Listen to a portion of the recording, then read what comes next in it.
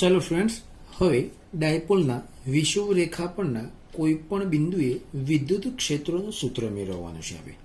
હવે આપણે જાણીએ છીએ કે વિદ્યુત ડાયપોલ કઈ રીતે મેળવશે. એટલે મીન્સ કે અહીં જોઈએ કે માઇનસ ક્યુ વિદ્યુતભાર લઈ આવીએ, અહીંયા કોઈ એક પ્લસ ક્યુ વિદ્યુતભાર લઈ આવીએ. હવે આ બંને વિદ્યુતભારોની અંદર કઈ જગ્યાએ લેવાનું છે આપણે? વિષુવરેખા પર. એટલે મીન્સ કે વિષુવરેખા પર અહીંયા કોઈ પી બિંદુએ, અહીંયા કોઈ પી સ્થાને વિદ્યુત ક્ષેત્ર શોધવાનું છે. અહીંયા ઓકે, માઇનસ ક્યુ વિદ્યુતભાર અને પ્લસ ક્યુ વિદ્યુતભારની વચ્ચે જો 2a જેટલું અંતર હશે તો આવી જે રચના ઉત્પન્ન થાય તેને શું કહેશું આપણે? વિદ્યુત ડાયપોલ તરીકે ઓળખીએ છીએ. હવે આનું જે છે સેન્ટર માની લો કે ઓ બિંદુ છે. અહીં માઇનસ ક્યુ વિદ્યુતભારથી ઓ વચ્ચેનું અંતર છે એ થશે. અહીંયા ઓ થી પ્લસ ક્યુ વિદ્યુતભાર વચ્ચેનું અંતર પણ કેટલું થશે? અહીંયા એ જ થશે. એટલે મીન્સ કે A plus A is equal to કેટલું થશે? અહીંયા 2a થશે. એટલે મીન્સ કે આવી જે રચના થશે એને શું કહેશું? ડાયપોલ તરીકે ઓળખીએ છીએ.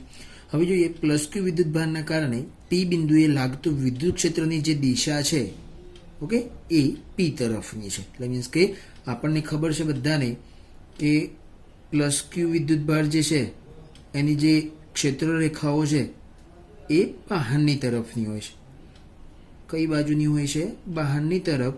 જ્યારે માઇનસ ક્યુ વિદ્યુતભાર હશે તો એની જે ક્ષેત્ર રેખાઓ છે કઈ બાજુ હશે?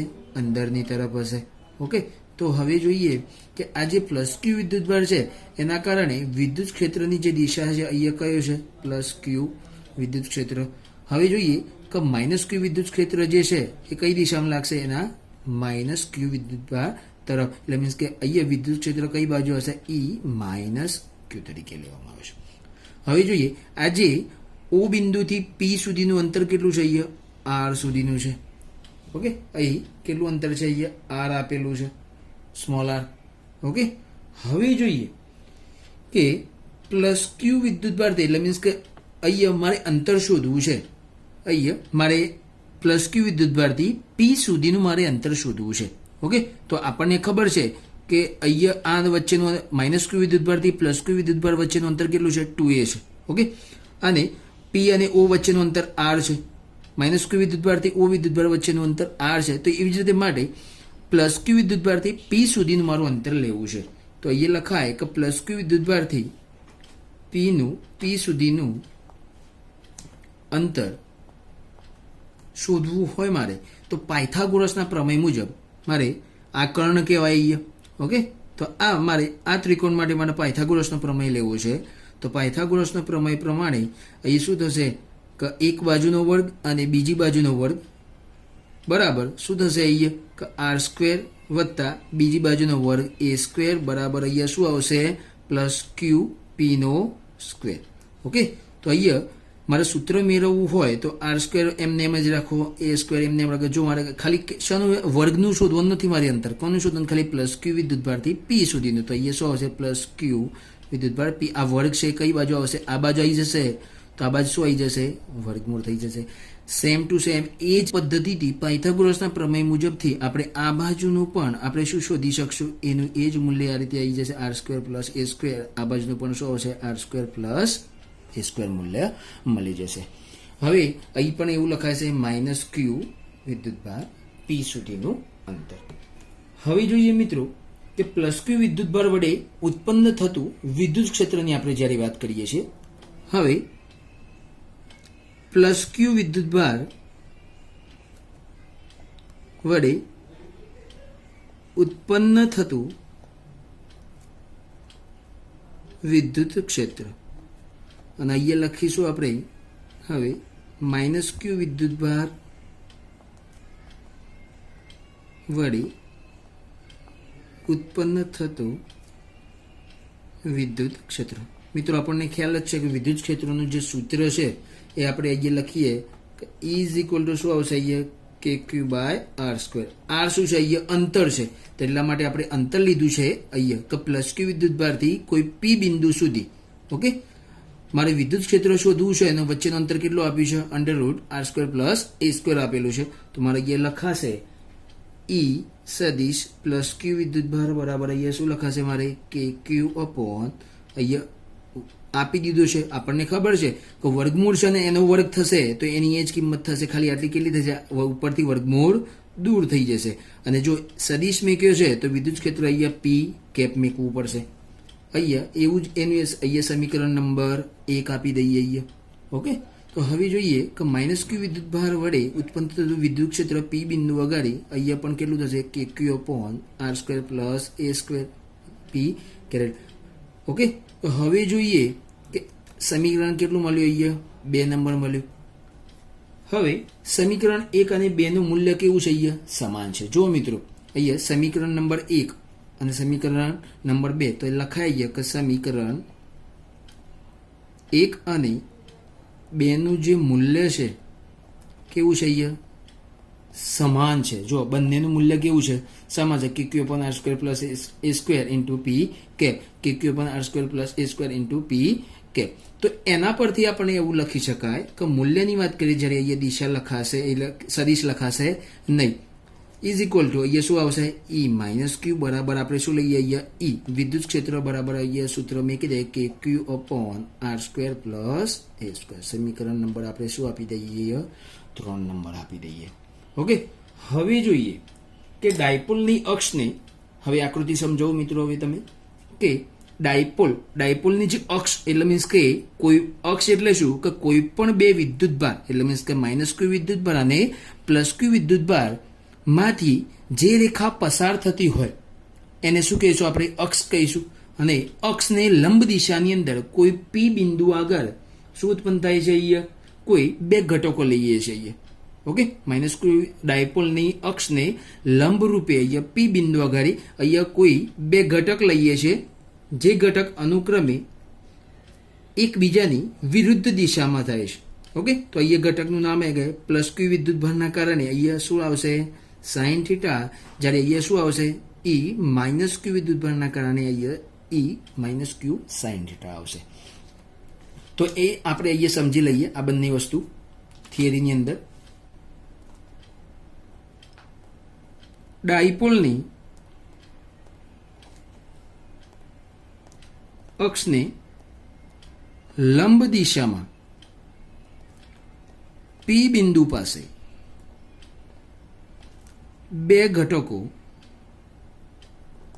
અનુક્રમે કયા લેવાના છે, હવે જોયું આપણે E + q sin θ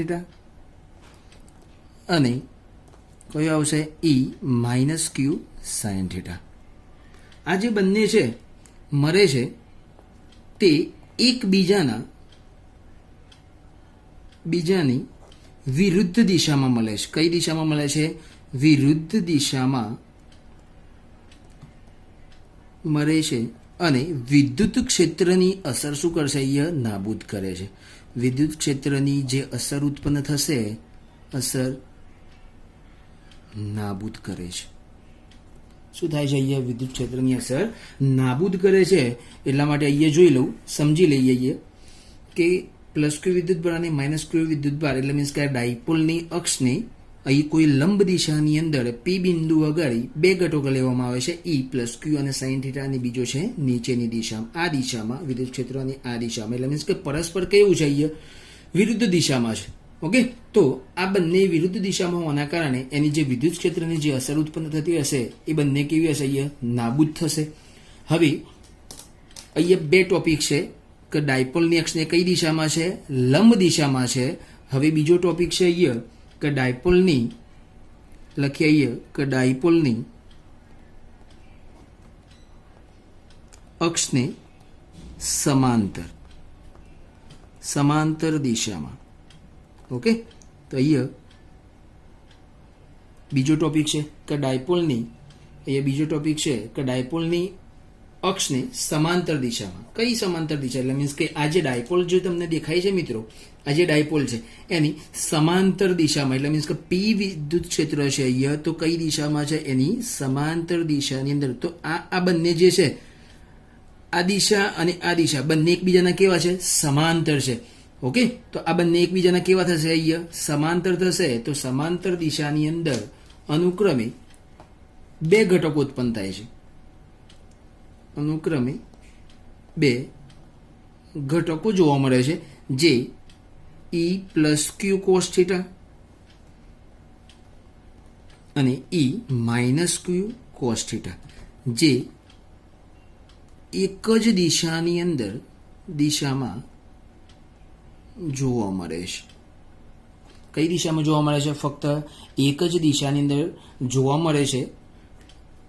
જો એક જ દિશાની અંદર જોવા મળતો હોય તો એ બંનેનો શું થશે? અહીંયા બંનેનો સરવાળો કરવો પડશે. એ બંનેનો શું કરવાનો? અહીંયા સરવાળો થશે અને પી બિંદુ આગળ વિદ્યુત ક્ષેત્રની દિશા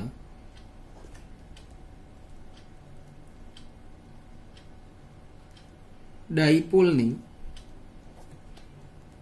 દિશાથી કેવી છે? અહીંયા વિરુદ્ધ દિશામાં છે. ઓકે, કઈ દિશામાં છે? અહીંયા વિરુદ્ધ દિશાની અંદર છે. હવે અહીંયા આપણે આકૃતિ સમજી લઈએ. આપણને ખબર છે કે માઇનસ ક્યુ વિદ્યુતભાર અને પ્લસ ક્યુ વિદ્યુતભારના કારણે કઈ દિશામાં?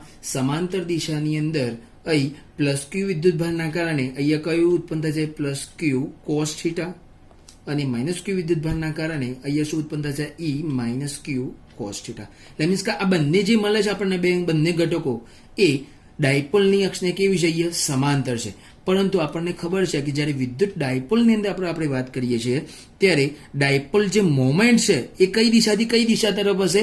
માઇનસ ક્યુ વિદ્યુતભારથી પ્લસ ક્યુ વિદ્યુતભાર તરફની હશે. ઓકે, તો પી ની વાત કરીએ જ્યારે ડાયપોલ મોમેન્ટની, તો કઈ દિશા તરફથી હશે? એ માઇનસ ક્યુ વિદ્યુતભારથી પ્લસ ક્યુ વિદ્યુતભાર તરફની હશે.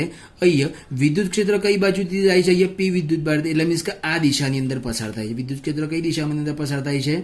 આ દિશાની અંદર પસાર થાય. એટલે મીન્સ કે વિદ્યુત ડાયપોલ મોમેન્ટ આ દિશામાં છે, વિદ્યુત ક્ષેત્ર આ દિશામાં. એટલે મીન્સ કે પરસ્પર એકબીજાના કેવા છે? અહીંયા વિરુદ્ધ દિશામાં છે.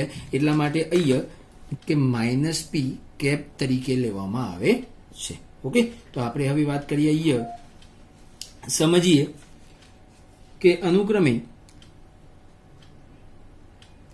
ઈ સદિશની આપણે જ્યારે વાત કરીએ તો આ બંનેનો શું થશે? અહીંયા સરવાળો. મેં તમને કીધું કે જે એક જ દિશાની અંદર બંને મળે છે તે બંનેનો શું થશે? અહીંયા સરવાળો થશે. એટલે મીન્સ કે E plus Q cos theta plus E minus Q cos theta કૌંસ બાર શું થશે? અહીંયા પી કેરેટ. પણ એ પણ કેવું આવશે? માઇનસ. માઇનસ કેમ આવ્યું મિત્રો? તો મેં તમને કીધું કે માઇનસ કેમ આવ્યું?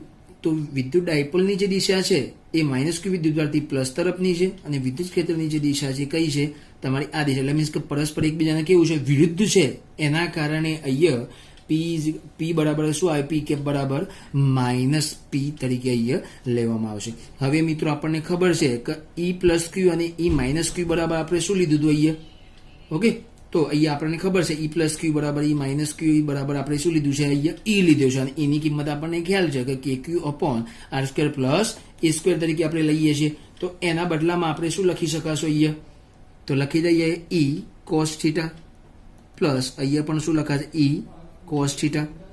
ઓકે, તો અહીં લખાશે માઇનસ કેરેટ. આ બંને E કોસ થીટા કેટલા થશે? 2E cos theta. P caret આ માઇનસ છે આપણે શું કરી લઈએ? અહીંયા આગળ લાવી દઈએ. હવે આગળ લાવ્યા બાદ આપણને ખબર છે કે એની જે વેલ્યુ છે એ કેટલી આવશે? E2 એમને એમ રહેવા દે. એની વેલ્યુ આપણને ખબર છે કે કે ક્યુ, સમીકરણ નંબર 3, કે ક્યુ અપોન શું આવશે? અહીંયા R square plus A square.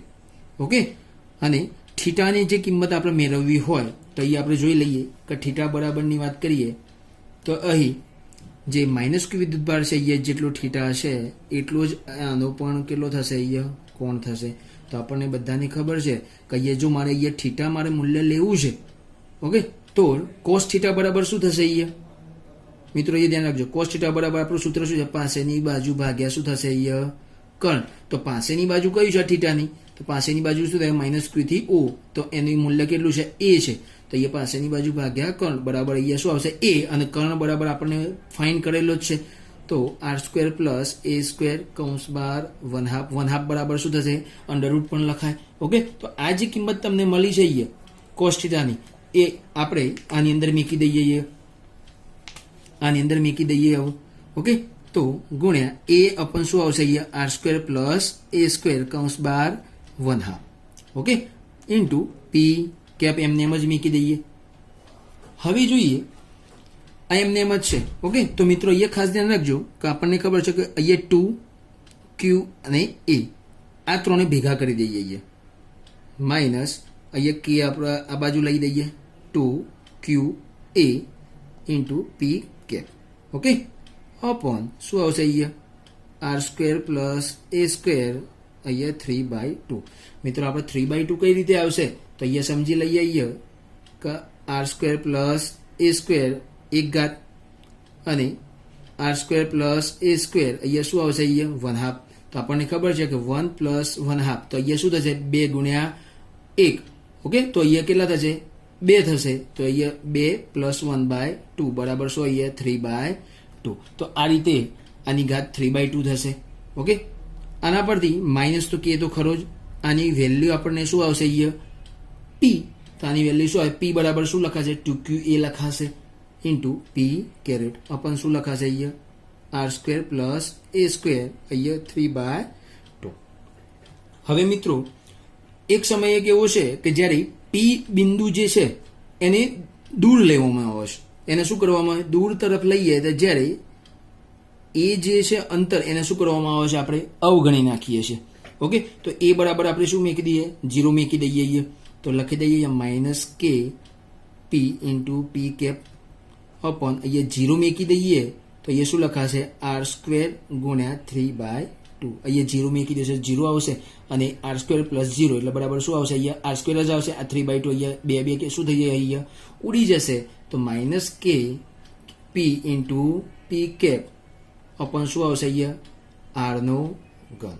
તો આ થયું તમારું વિષુવ રેખા પરના કોઈ બિંદુ આગળ વિદ્યુત ક્ષેત્રનું સૂત્ર ઈ સદિશ બરાબર. ઓકે, સદિશ બરાબર આપણને શું મળે છે અહીંયા સૂત્ર મળે છે. મિત્રો અહીંયા ખાસ ધ્યાન રાખજો આની બદલીમાં આપણને આવું પણ સૂત્ર આપી દીધેલું હોય આપણને આ સૂત્ર તો ફાઇન્ડ થઈ જ જાય છે. ઓકે, આપણે શું સૂત્ર ફાઇન્ડ થયું અહીંયા ઈ સદિશ ઇઝ ઇક્વલ ટુ શું ફાઇન્ડ થયું માઇનસ કે પી અપોન આર નો ઘન ઇન્ટુ પી કેરેટ. આની બદલામાં આવું પણ આપણને સૂત્ર જોવા મળશે કે જે કેનું કિંમત અહીંયા મૂકી દેવામાં આવશે કે -1 અપોન શું આવશે 4πε0. ઓકે, પી અપોન શું આવશે અહીંયા આર નો ઘન ઇન્ટુ પી કેપ. ઓકે, તો આવું પણ આપણને અમુક વાર અમુક બુકની અંદર આવ્યું પણ આપણને સૂત્ર આપેલું હશે. Yeah.